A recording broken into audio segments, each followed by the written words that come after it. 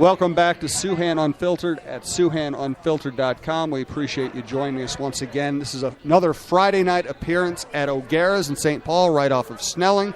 We always appreciate their hospitality. I am drinking a Guinness. Our newest sponsor is Guinness. That is not a coincidence that I'm drinking Guinness, but I would probably be drinking one anyway. Thanks to O'Gara's for having us here. I also want to mention that, yes, once again, you're listening to an Irish guy in a pub drinking a Guinness, and this time you're actually, I'm guessing, listening to two Irish guys in a pub, and one of us is drinking a Guinness. My guest is Dan O'Brien, Senior Associate Athletic Director. I got that right? Yep. Of the Gopher Athletic Department. I appreciate you coming by, Dan. I know there's a lot going on these days. First of all, you and I were born 10 days apart. Really? I just realized that when I was looking up your bio today. We were born 10 days apart, and you worked at Lakeville North High School, back then just Lakeville High School, when I was living pretty much down the block from Lakeville High School. Our kids probably ran into each other at some point.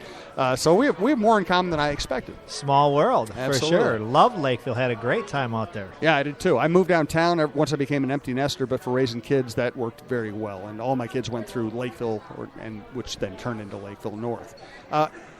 Sometimes when I interview somebody, it takes a lot of work looking through old articles, looking for interesting angles, interesting things people you said. With you, pretty simple. You just call up the bio at Gopher Sports, and it kind of tells it all. Born in Winthrop, Yep. attended St. Thomas, and then have worked at Benilde, Lakeville, Bemidji High School, Concordia as an assistant coach, Concordia as a head coach, Concordia as director of athletics. You're now in the Concordia Hall of Fame, I understand.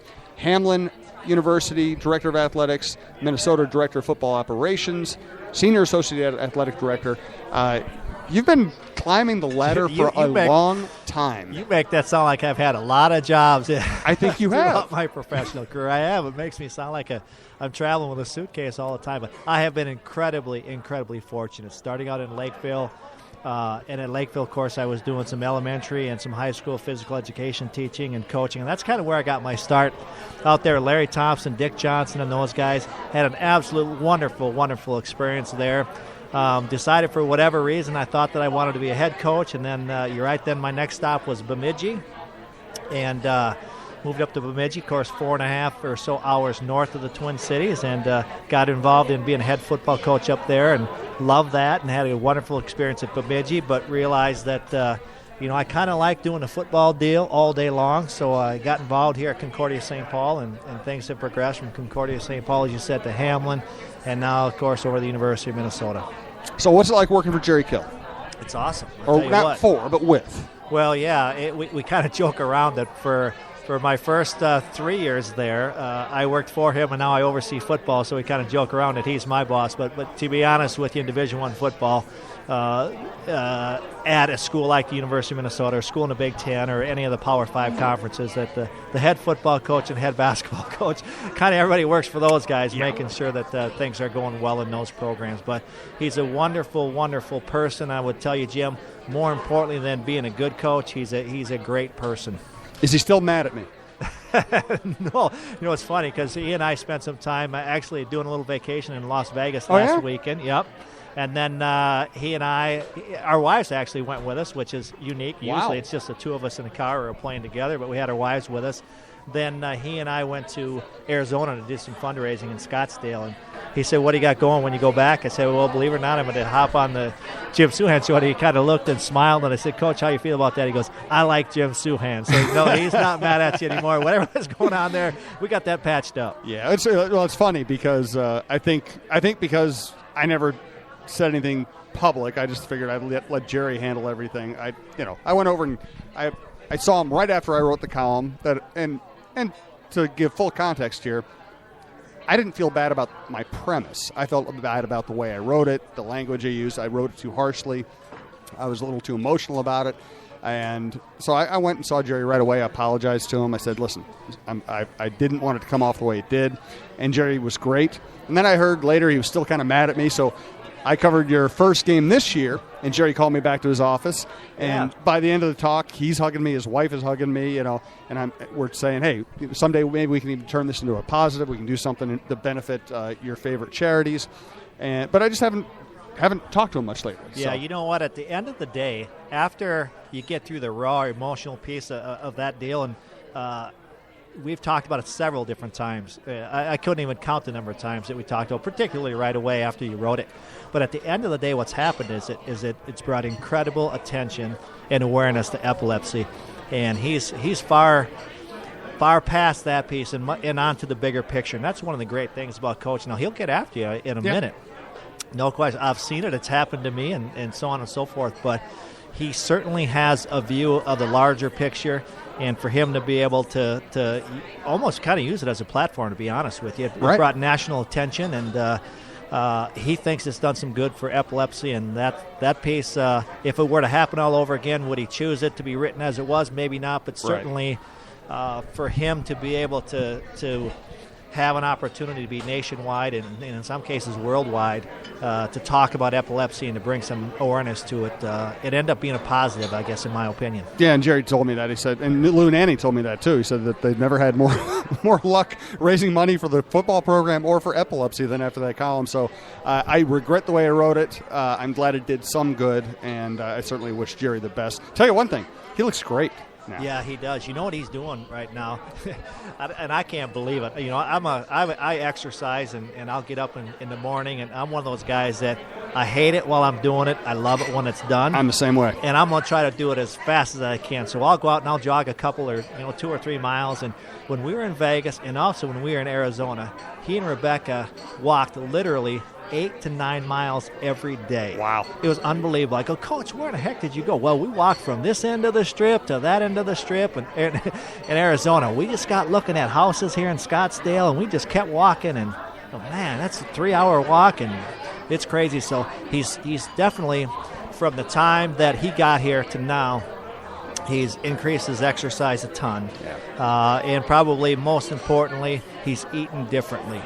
And that's allowed him to change his medication. And, people always ask me, what the heck went haywire that year? Now, he's under a ton of stress. And everybody knows that Division I football coaches and so on and so forth are under a ton of stress. But one of the things that we probably get caught up in, we don't eat as well as we should eat. Yep.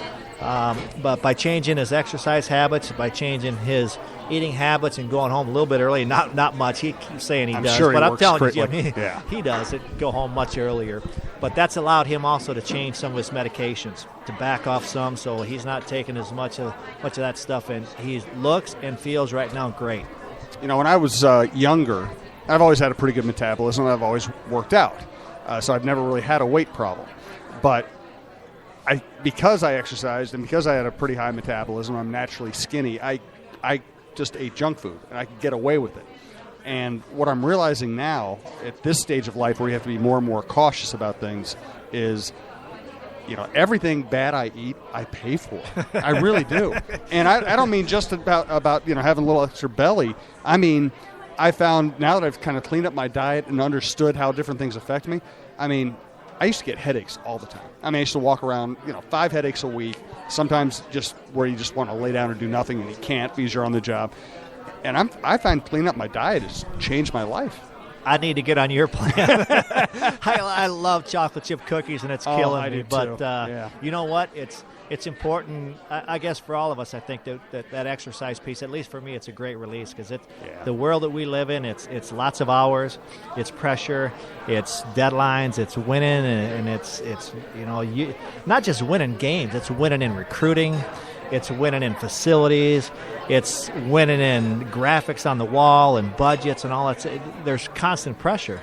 And I find that's my release. And I'm goofy enough where I don't sleep well. So I found my little niche is to get it done in the morning, first thing. It's funny because my significant other is a teacher. And she gets up, and she used to get up at like 5:30 or 6 to go to school. And she works a long day, works very intensely, and then she'd get home, 4 or 5, usually 5 or 6 at night, and she just dreaded the fact that, probably time to go exercise now. Yep. So we've started now getting up at 5 a.m., getting the workout out of the way. It's the best thing I've ever done. Yeah. And it gets you going a little bit, too. It really does. You feel good all day, and instead, you would think that it would tire you out. Actually, I feel much more energized when I get that stuff done. That's Dan O'Brien. I'm Jim Souhan. This is SouhanUnfiltered.com. You can listen at the website, SouhanUnfiltered.com. You can subscribe for free on iTunes. The podcast will be delivered to your inbox. You can always listen on iHeartRadio. You can always go to the website anytime and find any of the now 53 podcasts available for you then. I will be, Monday night, I will be at the Local with my buddy Tom Linneman, who's a St. John's quarterback. And is Ooh. I know. I'm kidding, of course. Well, believe me, if he were here, you guys would be arm wrestling. But he's a very astute observer of football and of life. He's probably the best character I know. So we'll be at the Local at 5 o'clock on Monday talking sports. And his worldwide adventures. He's kind of like the... Don Lucia checking in. Yeah. You probably get a lot of text messages from coaches.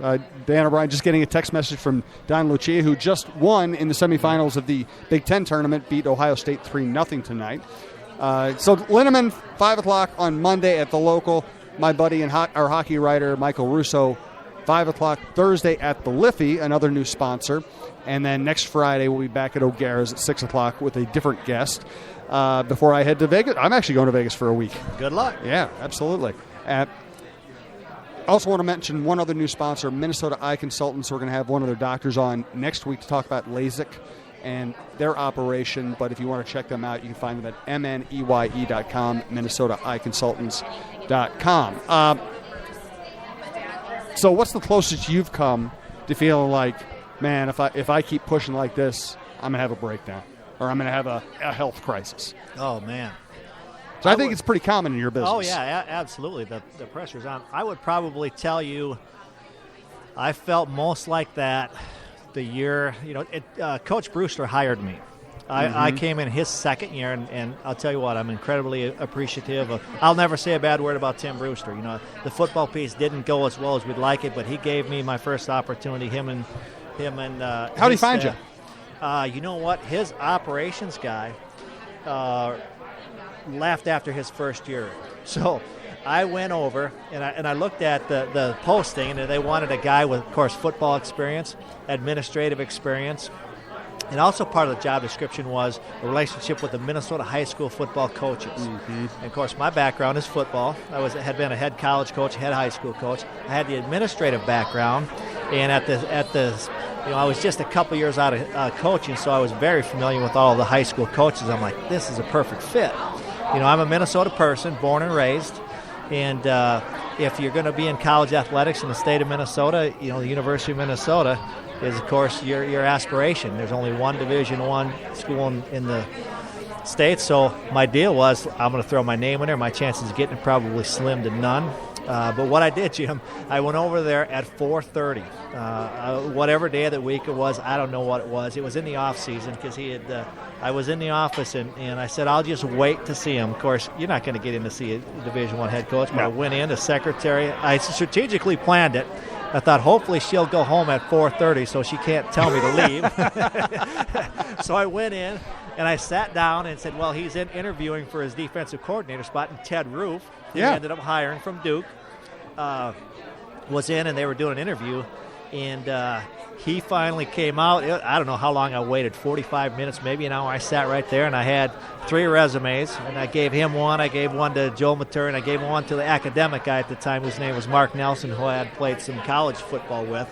But I sat around long enough, and he said, well, you and I are the only ones here. Why don't you come in for a minute just to give me your story, and then I got to get out of here. So I had a chance to spend about 10 minutes with them, and lo and behold, I ended up getting called back for an interview and was fortunate and was given the opportunity to work for the Gophers. Now, of course, a lot of people in my business have teased Mr. Brewster quite a bit. One of my first podcasts, though, was with Mike Grant, Bud's son, and Eden Prairie High School coach, obviously a tremendous success story in his own right. And he said something really interesting. He said he liked Tim. He thought Tim had a lot of good qualities. He said that he thought the difference between Tim and a lot of the successful coaches he's been around is he wasn't sure Tim was experienced enough, and these are Mike's words, to know what it was all supposed to look like. Because that's one thing about Mike, is Mike doesn't yell at kids, he doesn't bluster or anything, but he knows everything that's happening on the field and in his program. And he felt like Tim wasn't quite there yet. Does that sound right to you? Well, I would tell you this, that if he had a chance to do it all over again and came to Minnesota tomorrow, I think he would do some things certainly different. You learn a grade, you experience, you learn from maybe some of the mistakes you did, some of the things that you did right, you might take and build on those things. So I would think absolutely there are some things that he would certainly do differently. When I think about some of the differences between he and Coach Kill, probably the biggest thing that sticks out is the longevity in the staff that Coach Kill has had. You know, we've had that staff forever. And I would tell you the other thing is that Coach Kill kind of looked at it, I think, from a longer perspective in terms of how he approached the program, how he probably particularly approached recruiting. I think some of the things that we did with Coach Brewster, there was maybe a kid or two that we wouldn't take if he had it all to do over again. I think some of those pieces came in play, and maybe he would say, you know what, I'd rather take a different kid or not take a risk on a kid who we can find out some more about. But certainly, do I think he can be a head coach again? You know, obviously Coach Brewster's down at Florida State. They won a national championship down there, and things have gone well. I would predict someday he'll be back in that spot. He has incredible communication skills. He can visit with just about anybody, and whether you're the custodian or whether you're the president of the university, he's able to communicate with all kinds of people in that way. So I think someday that he'll probably have an opportunity again. And I think looking back at it, one of the things that hurt him was Roof leaving. Oh, yeah. I love Ted Roof. He was pretty good. Yeah, and I also like Kevin Cosgrove. He came in after him. You know, it's sometimes it's difficult because you run two different systems and you're trying to teach a system and undo a system. And when Ted Roof came in, what he said to me, and he and I literally, he walked out of the Coach Brewster's office. I walked in. And we kind of joked about it. He didn't know who the heck I was. I didn't know who the heck he was. He thought I was another candidate for the defense coordinator. So I said, nah, Coach, I'm a defensive guy, but my football days are done. But one of the things that he did so well is that he kept things simple. I bet we probably didn't run more than 2 or 3 different fronts. We were simple with the blitzes. The kids were able to play fast, and we had some good kids going through the program at that time, too. My mic is cutting out. Technical problems. I hate technical problems. I've been around a lot of defensive coordinators. You know, like Floyd Peters, Dave Wanstead, Tony Dungy, Foge Fazio, who's actually pretty good. Oh, boy, I hope this is going to work. And I always found that the best ones, and this might be silly, it might be an overgeneralization. You can slap down any idea you want. I always thought the best were either so innovative and risk-taking that they fooled offenses, or they kept things so simple that their guys played with great abandon. Like Dungy, just, back in those days, he just played straight Tampa 2, rarely blitzed, got a good pass rush out of the front 4, and just made people make plays against the defense knowing that eventually a ball's going to get tipped or he's going to get to the quarterback. Absolutely. And you know what? You get one guy that can rush your passer from an edge, and you move him around a little bit. You find yourself a good Mike linebacker that can play between the tackles, and a couple of good defensive backs, and you can do a lot of things. And you can hide some people a little bit just by being simple and giving kids simple instructions. And I think that's one of the things that Coach Roof did real well. So lifestyle, in terms of lifestyle, would you rather be a college head coach right now, or would you rather have the job you have now? I'd rather have the job I have, no question. You know what? I wouldn't trade Coach Kill and his paycheck for my paycheck. That sounds awful great, but I live it every single day. I see it, and I see what it does. I see the time commitment that you put in. All of the coaches put in that, time like that. But at the end of the day, it's Coach Kill's record. It's not Tracy Clays' record. It's not Matt Limegrover's record. Those guys, to be honest with you, in my opinion, and I know it sounds ridiculous to say, but they earn every penny that they get. Now, they do incredible things for the state of Minnesota. They do incredible things for the University of Minnesota. That same question about money came up with Nick Saban in Alabama. You may have heard it before, but the governor of the state of Alabama, when they talked about, is it ridiculous to pay Nick Saban $5 million a year? And the governor from the state of Alabama said, hey, he's the most valuable state employee that we have. The amount of money that comes in because of Alabama football is absolutely incredible and imperative to the state of Alabama. So sometimes if you look at the broader picture, what those guys do, and again, the money is ridiculous. Is anybody worth that kind of money? Shoot, you can hit that ball back and forth forever and a day, but They earn it, and would I ever take their job? Not in a million years. Well, I actually, especially somebody who covered baseball for a long time and always heard the owners crying poor and, we've got to, we need a salary cap or you can't pay these kind of salaries. Well, I covered the Twins back when Kirby Puckett got a record-breaking $30 million over 5 or 6 years? I think it was 5-year, $30 million deal, right? Sounded outrageous at the time. People were up in arms. Well, now they're paying people $30 million a year, and guess what? The teams are still making money. Figure that out. Paying pivotal employees in a revenue business like major sports, whether it's major college or baseball, I do think these people are worth it. Well, I tell you what, it obviously there's something to it because it's happening all over the country. Right. Salaries are still going up, and again, I'm not here to say whether it's right or whether it's wrong, but if you're going to be in Division I athletics, like in the Big Ten Conference, like the University of Minnesota is, you better be ready and you better be able to keep up with what the people you're going to compete against are doing. The challenge for us at the University of Minnesota is our stadium seats 50,805 people. And at Ohio State, they're 100+ thousand. At Penn State, they're 100+ thousand. And Michigan, they're 100+ thousand. Wisconsin is 80. Iowa, 67,000. That's a challenge here at the University of Minnesota. It's hard to have this conversation without having the next step, which is, what do you do about student athletes? Do you believe that the current structure, them not getting paid or just getting paid a small stipend, works, is fair, or do you think it's going to have to change, or is it going to be, are you going to be forced to legally change it? Well, my opinion on that is that I think the NCAA made a great move by going to what's called cost of attendance. So rather than a stipend, what student athletes are going to get is what's called cost of attendance. And there's a difference between the scholarship number and actual cost of attendance. And I don't want to ramble on about it, but I think I can... Actually, I think this is interesting, so go ahead. I can summarize it pretty quickly in that the scholarship that student athletes get right now covers books, it covers tuition, and covers room and board. And obviously room and board is the room you sleep in and the food that you eat. Mm-hmm. It does not include any of the incidentals that you would have as a student at a university. It does not include toothpaste. It does not include money for shampoo. It does not include any sort of entertainment. If you have a weekend and you want to get a pizza, or if you want to go to a movie with your friend, it doesn't include any of that. So although travel home for kids that are from Florida or Texas or anything else, none of those pieces are included in their scholarship right now, but it is included by all universities in what's called cost of attendance. Every university has it. They publish it. They present it to parents and so on and so forth. When you come on a visit, you're going to here's what it costs to go to the University of Minnesota for room, board, books, tuition. And then here's the actual cost of attendance, what we think it's going to cost you if your son or daughter decides to go to the University of Minnesota.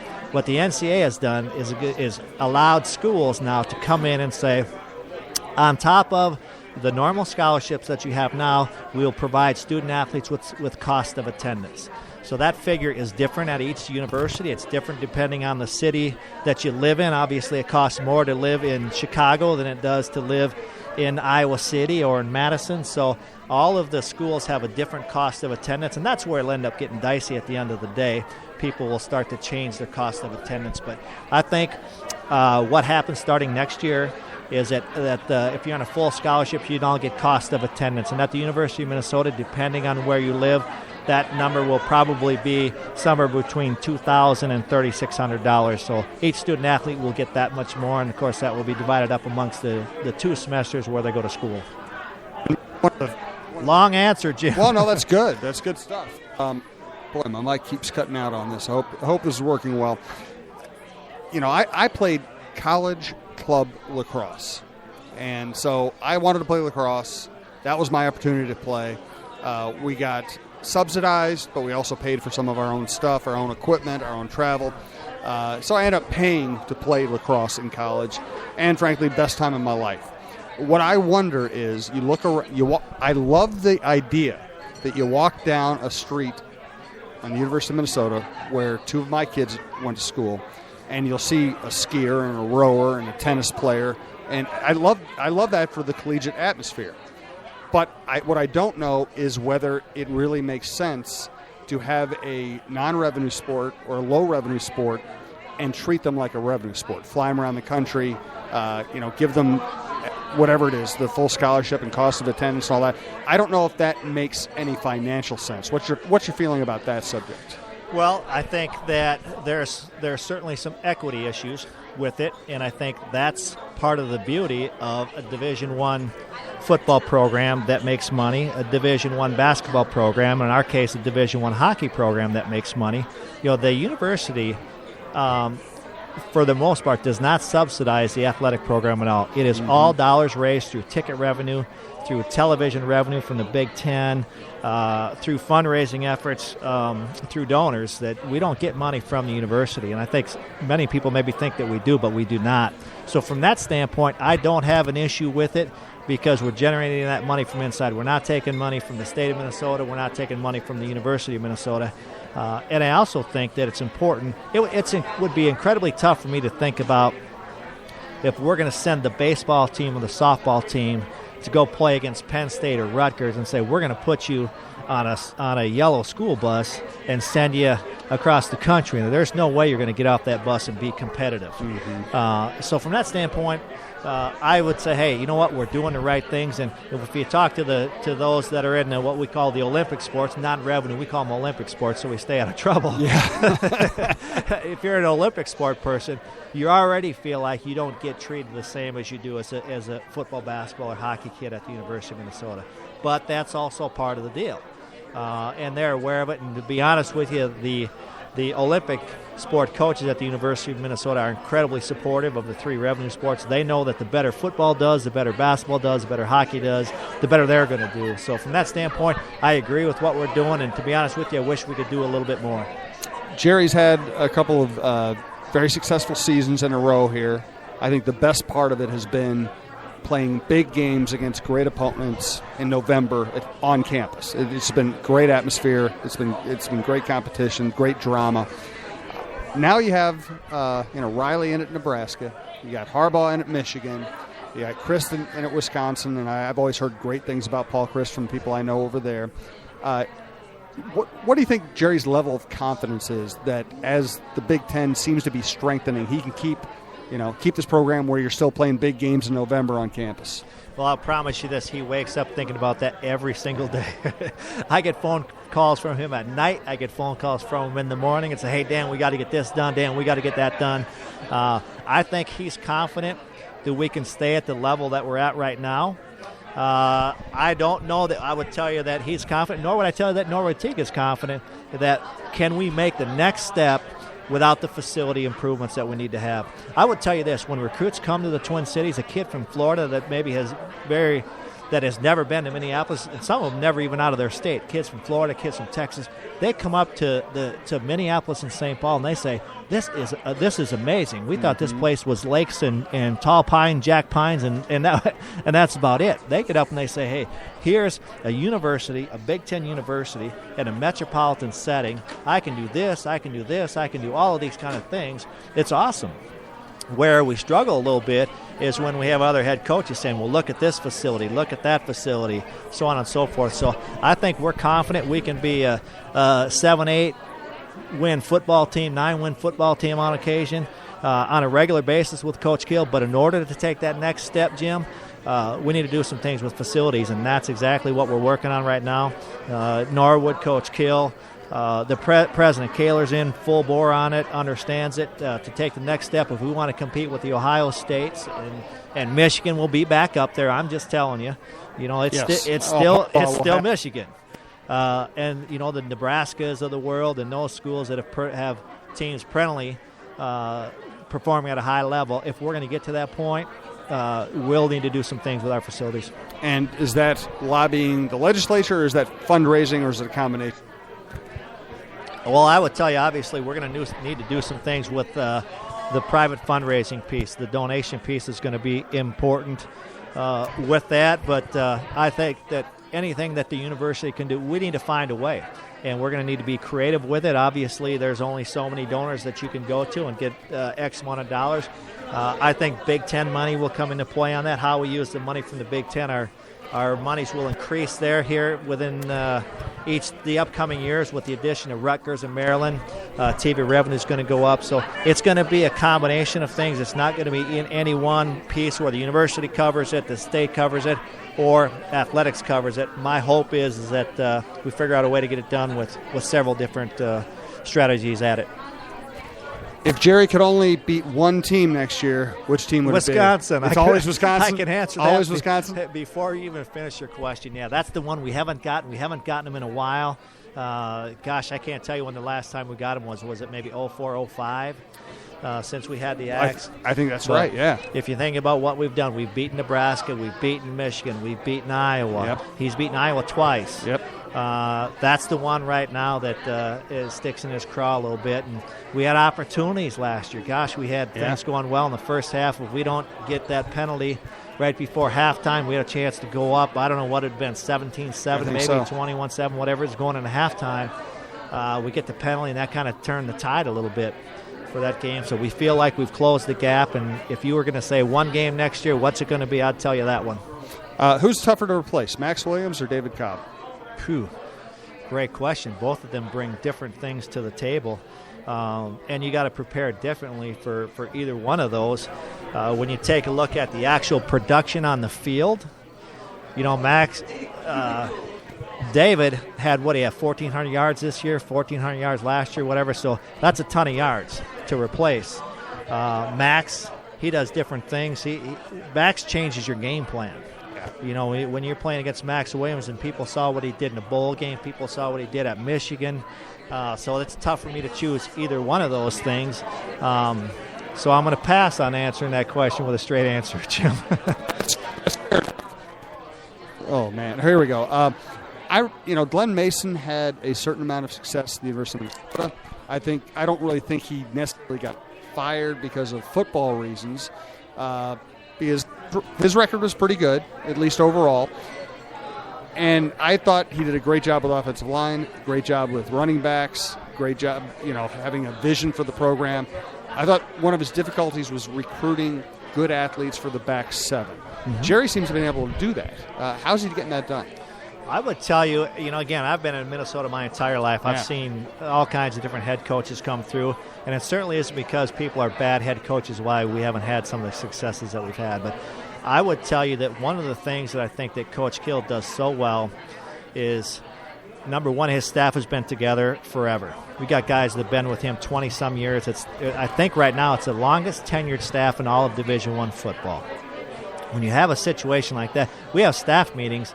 Sometimes they already know what each other's thinking. He doesn't even have to say, hey, here's what we're looking for out of this spot, here's what we're looking for out of that spot. But one of the things that I've picked up is they have a very unique recruiting style. Coach Kill talks all the time. He could care less about stars. He doesn't care if you're a 4-star or a 3-star or a 2-star. 5 stars might be a little bit different. We expect a 5-star to be a pretty good player. But what he'll do, he recruits length and speed.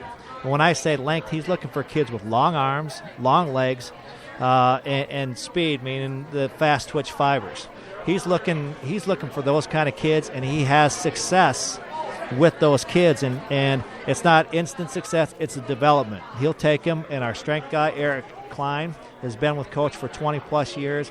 That's, I think, where we gain an advantage is those two things, the longevity of the staff being together, same system. We're not changing systems. We're not changing techniques like you'll get when you lose a coach. And when I was with Coach Brewster, we seemed to lose one or two coaches every year. Mm-hmm. I think Coach Mason had a couple of those issues from time to time. Those are the two things that I would tell you that are most important, the staff being together and how he's doing with recruiting. Well, it's funny. When Jerry first got here, he bragged on his strength and conditioning coach all the time. And football coaches sell you a lot of stuff. I wasn't sure, whether that was just them patting the guy in the back or whether it really had a lot to do with the success. And then all of a sudden you watch the style of play, and you guys are matching up physically with Wisconsin. You're matching up physically with Michigan. You're matching up physically with Ohio State. And I'm a believer now. Well, I would tell you this. If I were to go back, or if anyone would go back, and if you watch the first year when we played Michigan under Coach Kill, we went to Ann Arbor and got smoked. It was 58 to rip or 58-7, something like that. Here we are 3 years later, And if you watch, we played them a little bit closer last year than this year. We get them, and from a physical standpoint, and not to make this sound bad or anything else like that, but or that you want to see this happen. But if you go back and watch that game, the number of players that were down on that field that needed help getting off the field, they maybe came back to play, they maybe didn't come back to play. But this year against Michigan, this year against Nebraska, there's an incredible difference from what 3 years ago is. And to me, it's two things. Number one, most importantly, it's strength and conditioning. Our kids were conditioned to play 60 minutes. We're bigger and stronger than what we used to be, and in this case, bigger and stronger than what it appeared that those teams were on that particular day. And the other thing, of course, is the mental toughness that Coach Kill brings to practice every single day, and that obviously comes out on Saturdays. Where do you, as someone who's been a head coach, has been around football at all levels now, where do you think the line should be drawn on a head coach at this level being tough on his kids? I mean, because, we all know there are coaches out there who will berate their kids. We also know there are coaches out there who really don't yell at all. You see success, in really from both methods. How do you think kids should be coached at a major college? Well, I think obviously the spectrum is going to be wide. And some of that depends on age, some of that depends on experience, and the more you're at it, the longer you're at one particular spot. Coach Kill gets after our kids much less now than what he used to because they know what to expect. We've changed the culture a little bit. I mean, if you think back to when he first started, you were in a brown shirt. If you missed class, if you were late to a meeting, if you were late to class, if any sort of off the field poor decision that you might have made, you were in a brown shirt. You had to go to practice in a brown shirt and brown pants when the rest of your guys are wearing maroon and gold. And I don't need to probably tell you what brown stood for.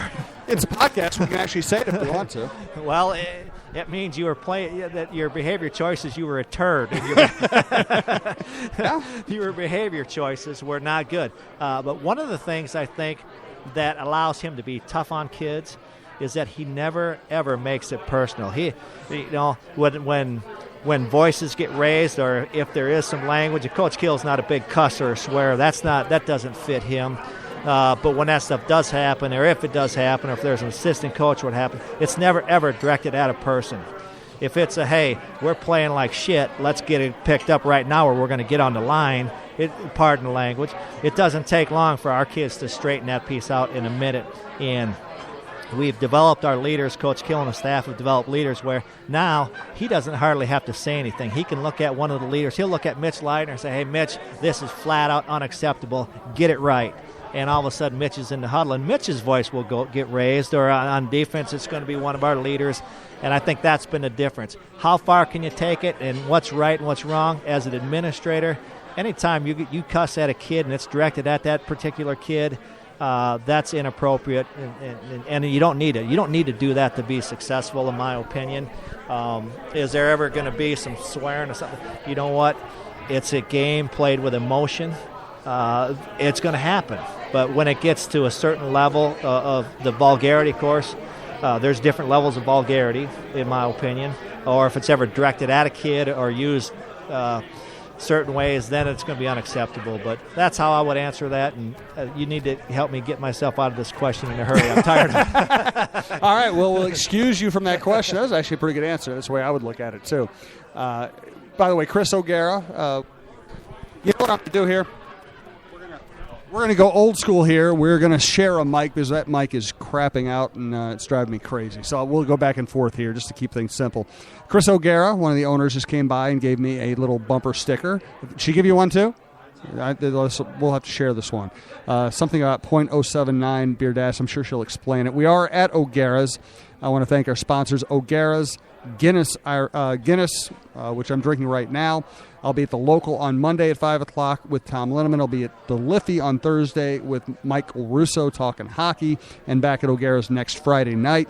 My guest tonight is Dan O'Brien, Gophers Senior Associate Athletic Director. All right, now, you wanted to get out of that question, but the problem is that leads to this question. Chris O'Gara came by. She seems to recognize you. You went to St. Thomas. I think you live nearby. Is this a place that we might have a few stories that we can tell about Dan O'Brien hanging out in college? Well, I would tell you this. First of all, the O'Garas are friends of ours. They're awesome people. I actually went to school with some of the O'Garas, but I would probably tell you, Jim, between my buddies and I, we helped O'Gara stay in business about 25 years ago. I have many, many great memories, and you're right, I didn't live far down the street. I was on Selby Avenue, and I could walk if I needed to walk. And probably in those days, we did walk quite often. But it's a wonderful place. It's been in business in St. Paul for years. Everybody knows about O'Gara's. If you say, hey, let's meet someplace, and you say O'Gara's, you don't need to give directions. They're wonderful people, and gosh, they've actually done things personally for our family within the last year. You may or may not know about our son Casey with his cancer. And the O'Gara's here actually put on the fundraiser along with Cretin-Durham Hall. So these people are special, and they are the fabric of St. Paul, and that's what makes living in St. Paul so special. I was going to ask you about Casey next, actually. You led right into it. Instead of me setting it up, why don't you just tell me the story? All right, well, Casey is our son, 15 years old, is a sophomore at Cretin-Durham Hall. And last fall he was playing freshman football. He's a quarterback. Of course, Grandpa Scanlon. I've married into the Scanlon family in St. Paul, which is like marrying into everybody knows the Scanlons. I can't go anywhere without somebody saying something about Mal Scanlon. It's a blessing and a curse all at the same time. But long story short is that he was having some pain in his knee. Came home one day and said, Dad, every time I throw and I transfer my weight from my back foot to my front foot, it feels like somebody's stabbing me with a knife right in my knee. So I said, hey, and for whatever reason, normally I'd say, hey, let's tough it up, you're fine, let's go. But for whatever reason, I said, hey, come to practice. We were getting ready for just finishing the season. This was 2 years ago, just finishing the season, actually a year and a half ago, and brought him in to see our Doc Smith at the U. First of all, we thought it was a stress fracture because he was skating and playing football all at the same time. So the hockey football thing, we just thought it was too much.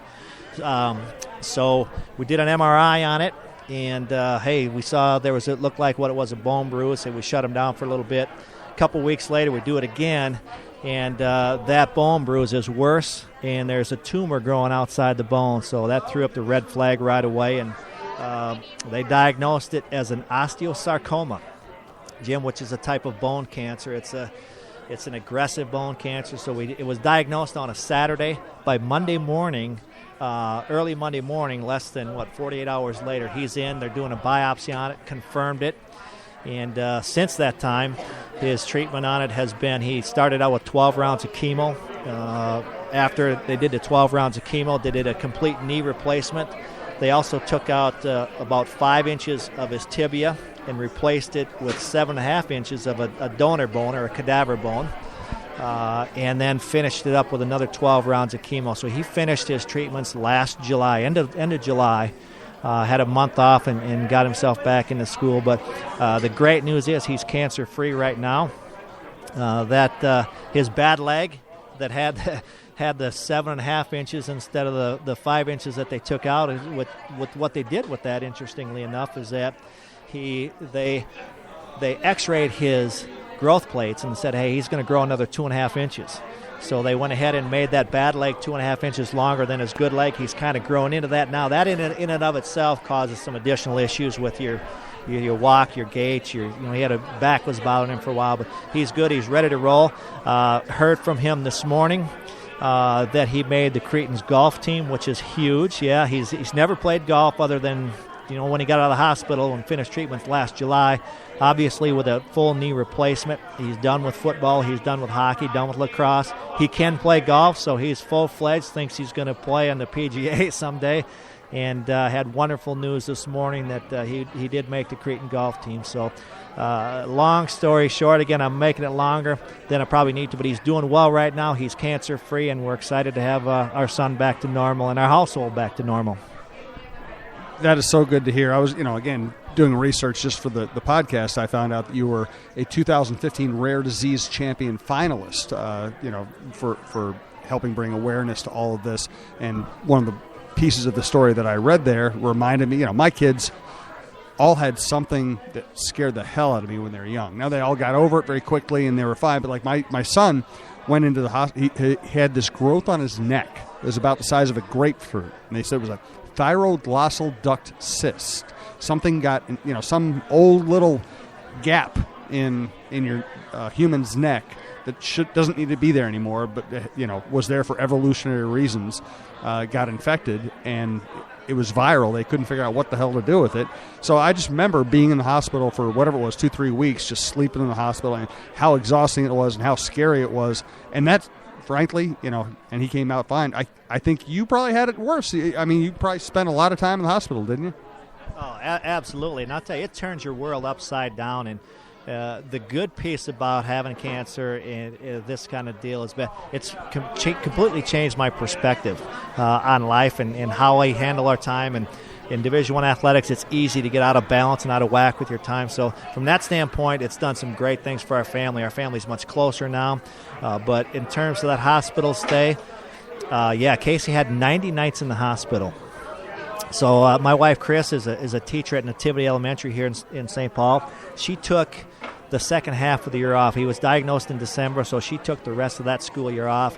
The way we handled it was is that she took the day shift. She would be there from 6:30 or 7 in the morning until I could get there at night, which was usually around 7:30, 8 o'clock.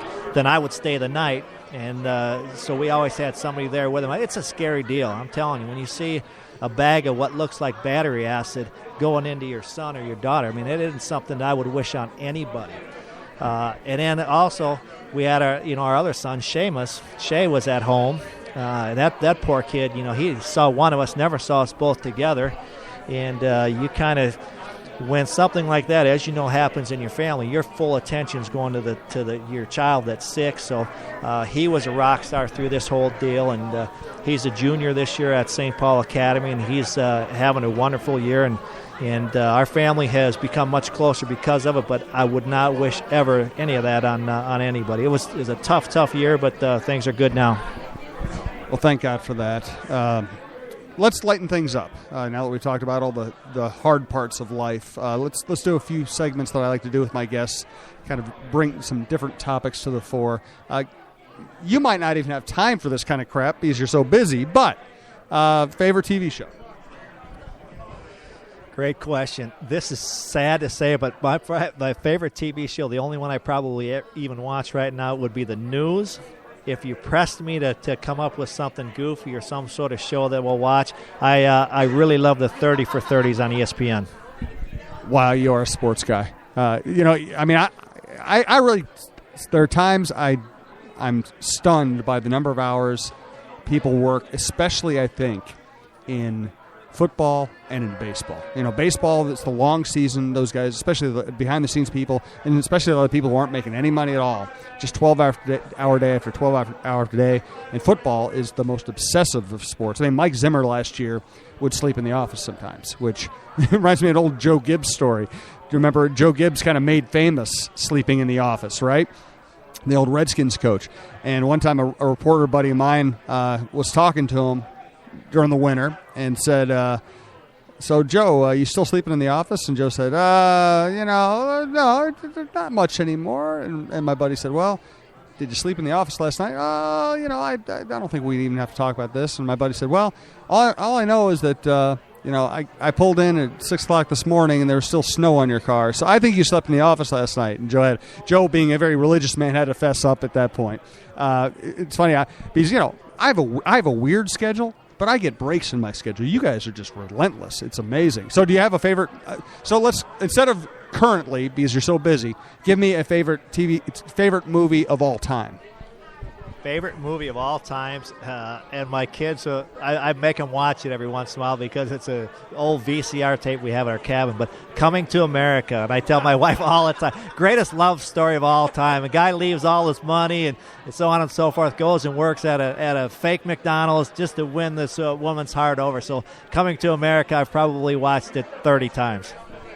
That's awesome. And it's amazing, too. I'll have completely different kind of people on, and they'll give me, like, the same answers. I can't remember who told me, but somebody else I had on. I think it might have been Master Tisfasian, a young Viking writer at my staff who's from Texas, and I think that was one of his favorite movies. I've also had people from completely different walks of life tell me they both liked Tupac Shakur.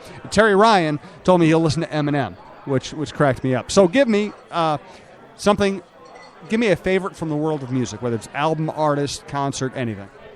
I'm a country guy. Growing up in a small farm town in Winthrop, Minnesota, I'm a country guy. Love Zach Brown. Concert coming up here. I'm real excited about it at the TCF. Luke Bryant and Florida Georgia Line. So I would tell you those probably are my top 3 right now. Dave Grohl, the guy from Foo Fighters, probably not one of your favorite bands. He's more of a hard rock guy. He did this great documentary series on HBO where he went around to all the places that influenced everybody in his band. So he went back to D.C. where he grew up, went to Seattle where grunge was born, went to Chicago where his favorite producer worked. He ended up being buddies with Zach Brown, ended up producing a Zach Brown record and taking his band to go work with Zach Brown in Zach Brown's place, I think in Nashville. It's awesome. If you like Zach Brown, I would check it out. It's pretty good stuff. Now this one gets some pretty good answers. Finish the sentence. I was wrong about. I've been wrong about a lot of things. I was wrong about.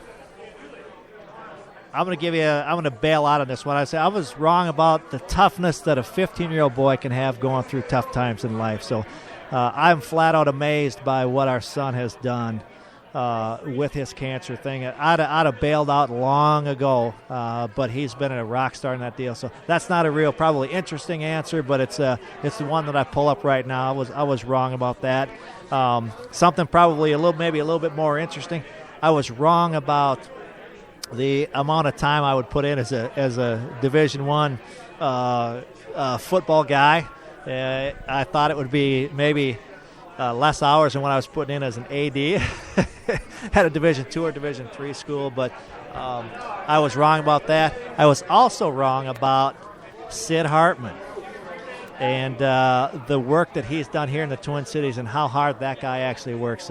He still is amazing at 95 years old. I was certainly wrong about him. I used to be one of those guys that would kind of maybe get after him a little bit, listening to his show, but having the opportunity to meet him and have him around our offices on a regular daily basis, I was wrong about Sid Hartman. I bet not many people are going to tell you that one. Well, Sid and I have an interesting relationship. We used to fight all the time. Now we just kind of avoid each other. And here's the thing with Sid. Sid is not really a journalist. He's not really a writer. He is just Sid. He just created his own category of being someone who works at a newspaper but is really more of a supporter of local athletics than he is an objective journalist, which is kind of what you get paid to do. But Sid just kind of blew past that, said, screw it, I'm just going to be a fan. And here's the thing. Sid and I have many differences, and we express them often to each other. But the sheer work ethic and gumption to do what he does at his age is stunning. I cannot imagine it. I can't keep up with him now. So I certainly won't be keeping up with him when I turn 95. 2 more subjects I want to get to you with here. Again, we are at O'Gara's Bar. I want to thank sponsors Guinness, Minnesota Eye Consultants, MNEYE.com. Check them out. We're going to have one of their doctors on next week to talk about their services. They're all Minnesota doctors who perform LASIK surgery and other eye performances at 4 or 5 Twin Cities locations. And I will be at the local at 5 o'clock on Monday with Tom Linneman, my buddy, talking football and world traveling. Next Thursday at the Liffey at 5 o'clock with Michael Russo, and back at O'Gara's 6 o'clock next Friday. 2 more topics. First is Norwood Teague. I kind of schmoozed him a little bit when he first got here. Then, he and I didn't talk so much after the Jerry Kill column. I've had 2 people recently, including Quincy Lewis on my podcast the other day, tell me they really like him. They find him to be a likable guy who's good at fundraising. Tell me something about Norwood I might not know. Something about Norwood that you might not know. I would tell you this. Norwood is a great fundraiser. You're right about that. Norwood is energetic. He's got energy like crazy. He's different than any other AD that I've been around. His communication skills are great. He treats us great. He gives us an opportunity to do our jobs. He doesn't sit over our shoulder and say, hey, are you doing this? Did you get that done? He does a great job with those delegating pieces. Some weird, goofy things about Norwood. That guy in the morning throws vegetables into the blender and comes up with some concoctions that look so bad. I would never, ever, if it was the last thing on earth, would ever drink some of those smoothies that he makes in the morning. I would tell you that about Norwood. I would also tell you that he's a huge, huge fan. Not only is he a great administrator, but he's a huge fan of all college sports. And anytime you talk to him, he's got something on, and he's watching teams I've never even heard of, and he knows who's playing and all that kind of stuff. So he's wonderful to work for. We're fortunate to have him, and our hopes are that this fundraising piece goes really, really well, which I'm confident that it will, and Norwood will be leading us into some new facilities here within the next couple of years. As a guy who grew up in the Twin Cities, I'm sure was a big sports fan, who's worked in football, what's it like to have the Vikings playing at TCF Bank and to be the guy who kind of facilitates things with the Vikings? I mean, is it difficult? Because, I mean, the NFL is the 800-pound gorilla. They want everything, and they want it now, and they want it their way. Is it difficult, or is it kind of fun for you? I would tell you both. It's fun now. It was difficult when we were going through all the different things that you need to do for an NFL game or team, as opposed to what you do for Division I teams or NCAA teams that come in. So now that we're through the first year, we got through that, and we had actually, I think, a great year. And I think the Vikings would tell you that. So we're excited about the next year. We have them 10 more times with the non-conference stuff and those pieces. So it was a challenge at first piece to make all the different things work. That the NFL requires a ton of things differently than what we have to do in terms of barricades and police and escorts and where the team buses have to be and the bomb dogs and all these different things that we've never had to deal with in the past. So I think we did a great job working with the Vikings, and I think the NFL was happy. I think the Vikings were happy, and obviously they love the stadium. They wish it were a little bit bigger. But their players love the locker room. Their coaches love it. It's obviously a great stadium, but they're excited to be back one more year, and I think they'll be more excited to get in the new stadium. But working with the Vikings has been a lot of fun, and we've learned a lot through that process. Dan O'Brien, last question for you. I appreciate the time. I appreciate you coming out and joining me tonight. Is this your dream job, or is there something else? Is there something else you're shooting for? I would tell you this is my dream job. As I said, growing up in a small town in southwestern Minnesota, it's awesome for me to be able to have the opportunity to work with the Gophers. I loved my time working at Division III when I was at Hamlin. I loved my time working at Concordia as a Division II school. Now I'm here at the University of Minnesota, and I can't really see myself being any place else. And gosh, I got about, if you and I are the same age, I got about 10 more years to go, and my hopes is that I'll retire here at the University of Minnesota working in athletic administration. One more. Tell me something about Jerry Kill I don't know. Something about Jerry Kill that you don't know. His favorite, everybody knows he's a country music guy. We all know that he's from Kansas, so I won't bother with that one. I would tell you his favorite snack in the car is licorice. And whenever we're out in the car, he's got to have his licorice and his pretzels. Those are the two snacks that Coach Gill has on a regular basis. Are those doctor approved, or is he sneaking them? He's sneaking them, I think. Oh, we just busted him. We just busted Jerry Kill. Dan, thanks very much. That's Dan O'Brien, Senior Associate Athletic Director at the University of Minnesota. He's been great. We appreciate O'Gara's for having us. Thanks for Guinness for sponsoring us. Thanks to Minnesota Eye Consultants, one of our new sponsors. We'll be telling you more about them as we go forward. Again, Monday night at the local 5 o'clock Tom Linneman. Thursday night, the Liffey, right across from XL Energy Center, talking hockey with Michael Russo. We will be having a giveaway that night as well. Follow us on Twitter to find out what the giveaway is going to be.